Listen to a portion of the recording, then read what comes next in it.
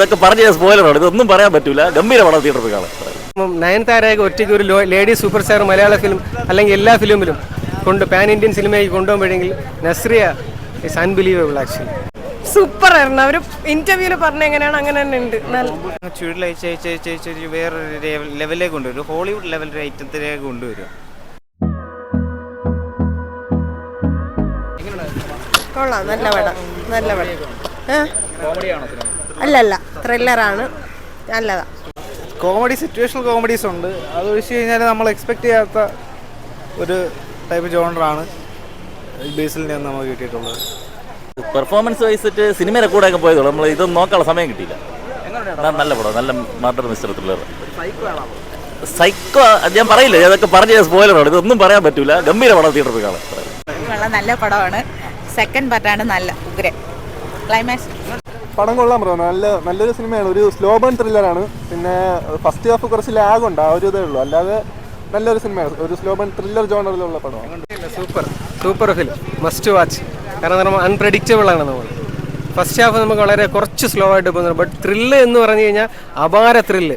കാരണം നയൻതാരയൊക്കെ ഒറ്റയ്ക്ക് ഒരു ലേഡി സൂപ്പർ സ്റ്റാർ മലയാള ഫിലിം അല്ലെങ്കിൽ എല്ലാ ഫിലിമിലും പാൻ ഇന്ത്യൻ സിനിമയ്ക്ക് കൊണ്ടുപോകുമ്പോഴെങ്കിൽ Nazriya is unbelievable actually. Very nice. ഇല്ലല്ല, നമുക്ക് കോമഡി ഇടയ്ക്ക് ഫീൽ വരുന്നുണ്ട്, പക്ഷെ ഒരിക്കലും ഒരു കോമഡി അല്ല. Must watch. ഇത് ഫാമിലിയാണ്. കാരണം ഏതൊരു കുടുംബത്തിലും ഇത്തരത്തിലുള്ള ഒരു സംഭവം വന്നു കഴിഞ്ഞാൽ അവരതിൽ നിന്ന് സർവൈവ് ചെയ്യുന്നത് കിടിലമായിട്ട് എടുത്തിട്ടുണ്ട്. കാരണം നമ്മളെ കുടുംബത്തിലും ഇതേപോലെ നിരീക്ഷിക്കാൻ ആൾക്കാരുണ്ട് എന്നുള്ളതിൻ്റെ വലിയൊരു മെസ്സേജാണ് നസ്രിയയിലൂടെ നമുക്ക് കിട്ടുന്നത്. നസ്രിയ എത്ര അഭിനന്ദിച്ചാലും മരിയല്ല, അത്രത്തോളം വൺമാൻ ഷോ ഇതിനായിട്ട് നടത്തിയിട്ടുണ്ട്. ബേസിൽ ഓക്കെ, ബേസിലിനെ നമുക്ക് എപ്പോഴും പ്രെഡിക്റ്റ് ചെയ്യാൻ പറ്റും. കാരണം ഇതിനകത്ത് വരുന്ന സെക്കൻഡ് ഹാഫിലെ ട്വിസ്റ്റ് അൺപ്രഡിക്റ്റബിൾ ആണ്. ഓൾമോസ്റ്റ് ക്ലൈമാക്സ് നമ്മളെ വല്ലാതെ അസാധ്യമായിട്ട് പിടിച്ചിരുത്തും. അത് നല്ല ത്രില്ലർ കണ്ടോ? തകർത്ത് നല്ല മൂവിയായിരുന്നു. സെക്കൻഡ് ഹാഫാണ് കുറച്ചുകൂടെ നല്ല ക്യൂരിയസ് ആയിട്ടിരുന്ന് കാണാൻ പറ്റുന്ന ഒരു മൂവിയാണ്. ബേസിലിൻ്റെയും നസ്രിയയുടെ ആ ഒരു കോംബോ നന്നായിട്ടുണ്ട്, അടിപൊളിയായിട്ട്. ത്രില്ലറാണ്. പിന്നെ ബേസിൽ ജോസഫ് ഉള്ളത് കൊണ്ട് തന്നെ ചെറിയൊരു കോമഡി ടച്ച് ഉണ്ട്. ഓക്കെയാണ്, നല്ല പടമാണ്.